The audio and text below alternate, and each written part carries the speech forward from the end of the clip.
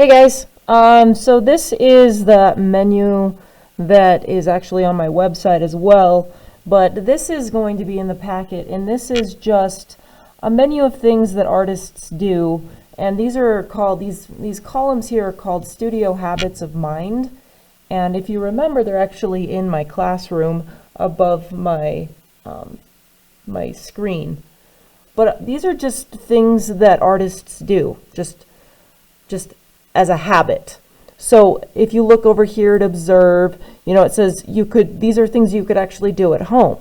You could go look for a pattern in your house and maybe even draw it, sketch it. You can go outside, look for a creature to study and look at it very closely, because that's what artists do. And you could even try and sketch it. Draw a plant outside. So a lot of plants actually don't have leaves, so it's kind of interesting. Maybe even sketching those different branches and things that kind of overlap. So I would suggest doing something like that, or write about what you experience with your senses as you meditate outside. So go outside, think about your five senses, and write about what they're doing. So these are a few things that I actually do as an artist to feel creative and to get creative juices flowing.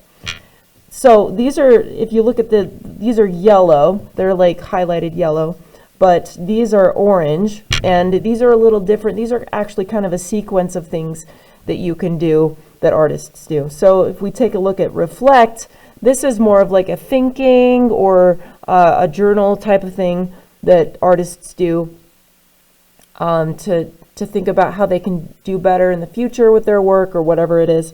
So if you take a look at this reflect, you can think back to processes or projects we've done in class, or maybe even projects that you do at home, or even the projects that you do if you decide to follow along with one of these videos on here. So if you think back to those projects, you got to think about, hey, what worked, what didn't work? Maybe I can write these things down so I can know for the future, that kind of thing. Create an art journal and write about these things. What could I have done differently? Maybe I could have added something. Maybe I could have taken this away. And then how can I challenge myself for future projects? So that's what this one is. So you can think about these things and maybe even write about it. Maybe even write some goals that you have as an artist. Say, hey, I want to learn by, the next month or two how to really draw a person really well, or whatever it is. So these are things that you can do to challenge yourself. This right here, this is engage and persist. So this is kind of a fun one. We've in class, when I've been absent or when we've done like a makeup week or whatever it is, we've gone to Art for Kids Hub on YouTube, and they have tutorials on hundreds and hundreds of videos on how to draw things. So what you do when you engage and persist is you don't give up and you keep going until it's finished. So I would suggest for this one, this is once again tasks, so a sequence of things you should be doing if you want to try and engage and persist like an artist. So go to find a video, choose a drawing, and focus on all the steps. Don't go ahead, just wait for the steps to go through, and then go from the very start and then complete it. And that doesn't just mean, you've drawn it. You've got to complete it, add color, add shading, things like that. And then right here, it's just kind of like a tip. Start and finish a drawing without taking shortcuts or scribbling. So we know as an artist that good art takes time. Great art takes a lot of time. So make sure that you're taking your time if you're trying to do this studio habit of mind. Express is a few tasks, but you could also choose one individual thing here. So these are the tasks. Express. Start with an idea from your mind. What is the idea? What is the belief or the feeling? So what is it that you kind of want to show with your art? And then do not use words to express your idea. You got to use shapes. You got to use colors. You got to use lines and movement and the different things you've learned in art this year. Okay, or this is something that you could do. Choose an idea, what you want to use. So kind of plan this out, and what do you want to use to express yourself? Is that like art elements, like line and shape and color, or is that the type of product you use? Maybe it's a pencil, maybe it's a crayon, and how will you do it? So these are kinds of things that you need to plan before you do that thing. Okay, and then this right here, these are just individual things you can choose. So when it's a menu, you can just look at the box and try and do that one thing. Stretch and explore, look up other artists online. This is also really a good thing to do as an artist, because if you look at other artists, you see their style, and and it kind of helps you figure out what your style is. Try using something to draw or create with that is different. Maybe that's fingerprints. Maybe you can draw something with your fingerprints. Maybe you can draw with mud. Maybe you can create something with mud outside. Or maybe you can kind of think in terms of nature. Maybe you can put dead leaves together to create something outside. Maybe you can create something with rocks, whatever it is. So this could be really cool. These are kind of together. And then watch other artists and their processes online. The really good place for this is YouTube. Lots of artists post on YouTube about their process and how they start and finish things. So there's lots of really cool things on YouTube and lots of really good artists you can look up. This one is another studio habit of mine, developing your craft. So whatever that craft is, maybe drawing, maybe painting, maybe something like knitting, whatever it is. Research those ideas online. Sketch ideas in a sketchbook. You can make a very quick sketchbook with just some printer paper and just folding it in half, and you've got a sketchbook. Look up other art and try to connect with it.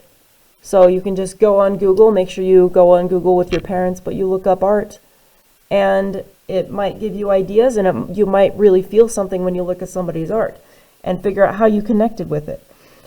Create a place in your home dedicated to art. That is one thing that's really important as an artist, is to find a space and create that art space.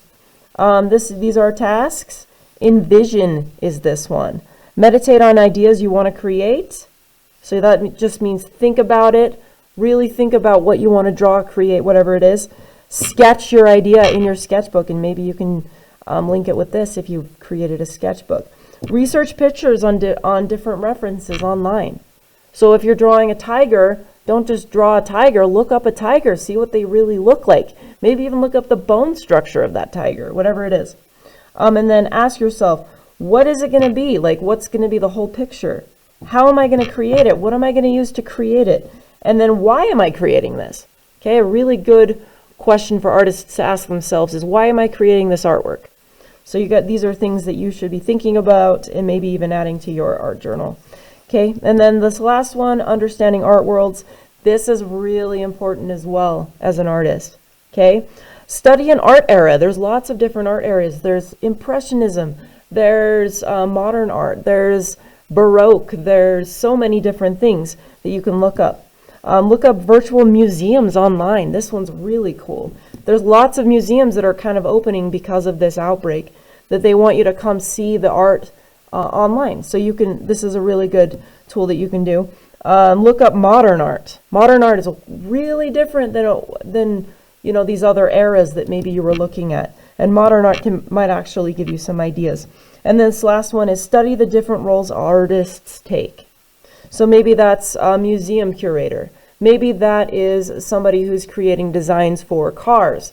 Maybe that is somebody that is developing websites or whatever it is. So you can look up different roles and maybe even think about, if you want art to be your career, you can think about what might be cool for you.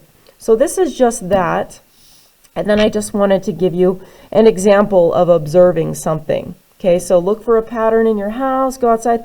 I just went outside and I found a really cool beetle. So what I do is I just take a sketch, like a sketch paper. Let me just grab one really quick. Maybe this is in my sketchbook, right? So you can create a sketchbook. And then your beetle that you maybe found, or whatever creature it is, the beetle in my case, I'm going to really look at it. So I'm actually going to look it up online right now because I'm not outside right now. So this is actually something that I do a lot, is look up things online. So let me just find this really quick. Okay, this beetle it's just one of those really run-of-the-mill black beetles. So let me just, black beetle. And I'm really going to observe and look closely at this beetle. Hell, here it is. So it's got, oh man, so like the shape of the head is smaller. So I'm going to sketch that. Maybe I'm just like, draw it really loosely at first. This is that beetle. These beetles actually come into my house a lot, and I notice them. So it'd be interesting to draw one. And when you're really looking closely and observing, like in that menu we just talked about, you really kind of develop an appreciation for nature, and it's really cool. And I found that once I've appreciated nature, my artwork actually kind of follows suit. It just really develops more because I'm really observing, appreciating nature, and I'm adding that to my artwork. So this is a really cool thing you could do. Right? So I'm just really sketching, observing those different line changes and movements in this beetle.